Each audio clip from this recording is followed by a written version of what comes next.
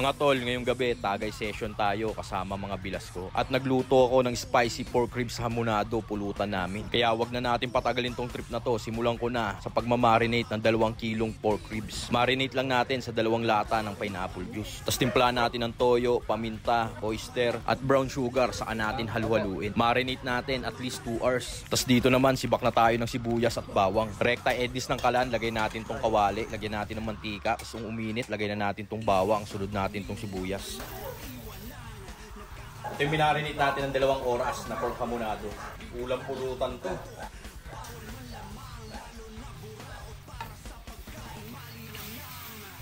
Tapos yan, halu-haluin natin. Tapos timplahan natin ng isang pork cubes. After 1 hour, nung medyo malambot na siya, lagyan na natin ng sili tsaka itong pineapple tidbits. After 30 minutes, sa katamtamang lakas ng apoy, luto na tong ating spicy pork ribs hamonado. Safe na to mga tropa. Tingnan nyo naman, nagmamantika na siya.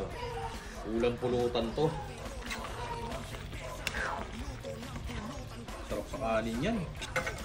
Kuha na tayo, tol. Tignan mo naman kung gaano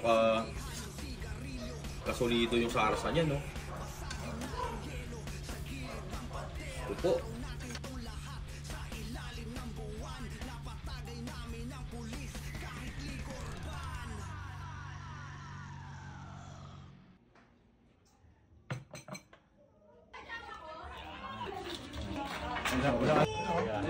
Para kay tatay.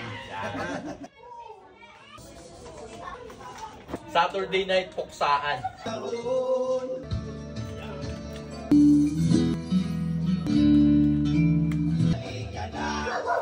Sabay tayo at kung sinong may gusto. Yes, man. At ako palilig ay isang luha. Kung ikaw palilig di na makita. Kuya, tagay po. Yan.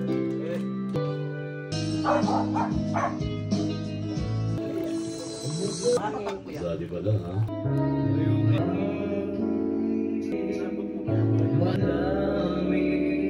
Scrambled egg, mga tropa. Pulutan.